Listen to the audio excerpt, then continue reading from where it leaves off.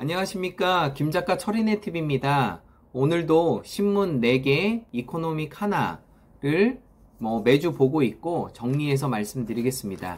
첫 번째 소식은 미국발 금리에 대한 공포를 얘기하고 있는데, 이 얘기를 하기 전에 그 3700년 전에 고대 그 하무라이 법전에 대한 이야기가 나와요. 그때 여기 나온 게 그 하무라이 법전에 여러 가지 이야기가 있지만, 그때 대출 금리를 20%로 법전에 나와 있대요. 그래서 요 기준으로 계속 금리를 쓰고 있다가 애덤 스미스가 그 논문을 발표해서 그때 금리가 너무 높다. 그래서 5% 정도를 대출 금리를 해야 된다. 그래서 1970년도에 5에서 7%의 대출 금리를 유지했다고 합니다. 그래서 요런 옛날 그 법에 대한 근거로 이렇게 대출 금리가 하무라이 법전에서 좀 근거됐다는 얘기를 말씀드립니다. 첫 번째 소식은 캐시의 마법이 풀렸나라는 얘기입니다.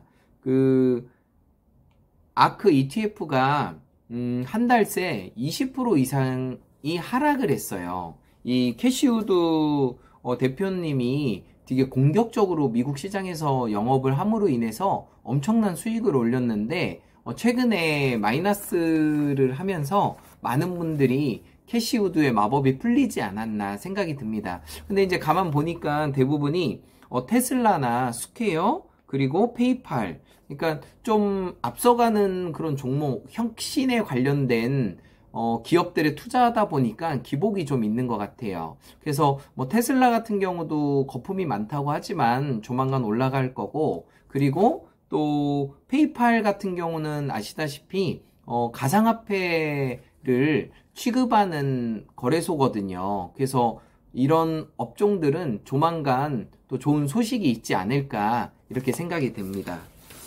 그리고 암호화폐에 대한 이야기인데, 그로스 힐이라는 자산운용사 대표님이 계세요. 이제 이분이시거든요. 근데 이분이 그 얘기하는 투자의 어떤 원칙을 좀 봤는데, 이분은 첫 번째 원칙이 망하지 않을 기업에 투자한다고 합니다. 예를 든 게 배달의 민족을 얘기를 했어요. 앞으로는 배달하는 업종이 점점점 많아지지 줄어들진 않을 거라는 게 그로스힐 자산운용 대표의 말입니다.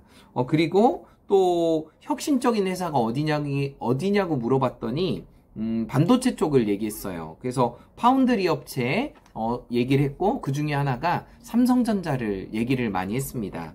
그리고 암호화폐에 대해서 어떻게 생각하시냐고 물어봤더니, 암호화폐는 선택이 아니라 필수다. 그래서 5에서 10% 정도는 자산 운용할 때 암호화폐를 꼭 넣어야 된다는 것이 그로스힐 자산운용사 대표의 말입니다. 그 근거로 세계적인 자산운용사 블랙록이라는 회사가 가상화폐에 대한 그 긍정적인 이야기를 한 것을 근거로 이렇게 되고 있습니다. 그리고 비트코인에 대한 이야기인데, 미국 시티은행에 대한 은행을 이 금융부 기자가 좀 부정적인 얘기를 좀 많이 썼어요. 제가 항상 긍정적인 얘기만 할 순 없고, 비트코인에 대한 부정적인 얘기는 시티은행이 너무 좀 초긍정이다 이렇게 얘기를 하고 있고요.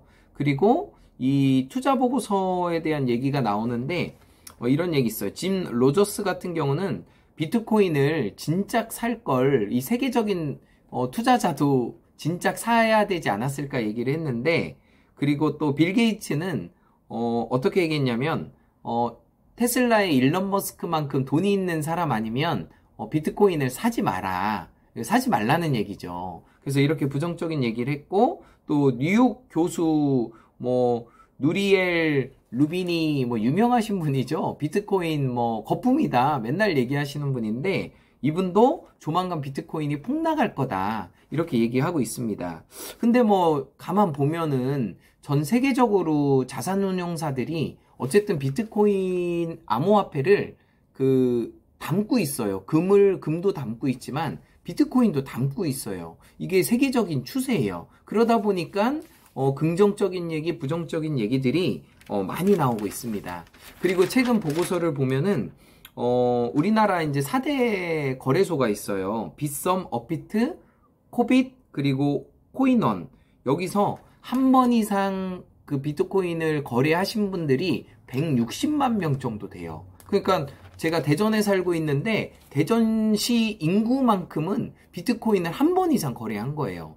대박입니다. 그래서 앞으로도 이런 가상화폐에 대한, 암호화폐에 대한 이야기가 계속 나올 거라고 생각을 합니다.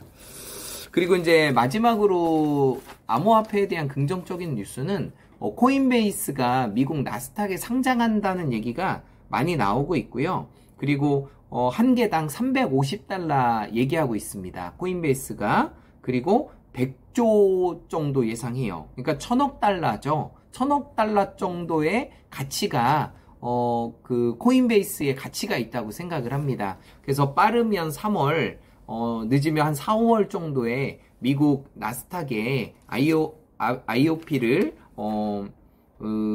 증시에 상장하지 않을까 생각이 듭니다. 그리고 유망한 업종들이 보면은 로빈후드, 수수료 무료로 연계해주는 주식 웹인데 로빈후드, 또 코인베이스, 그리고 뭐 여러 가지 그 상장을 기다리는 업체가 많이 있습니다. 그래서 무조건 비트코인에 투자하시라는 얘기가 아니라 투자는 항상 본인이 결정하시고 본인에게 책임이 있습니다. 저는 긍정적인 얘기, 부정적인 얘기를 같이 해드리면서 앞으로 이 세계적인 자산 운용사들이 비트코인이나 암호화폐에 대해서 이것이 선택이 아니라 필수적으로 갖고 간다는 얘기를 말씀드린 겁니다. 김작가 마법의 김작가 철인의 TV 마법의 공식 외치겠습니다. In every way, I'm getting better and better. 나는 모든 면에서 점점 좋아지고 있다. 감사합니다.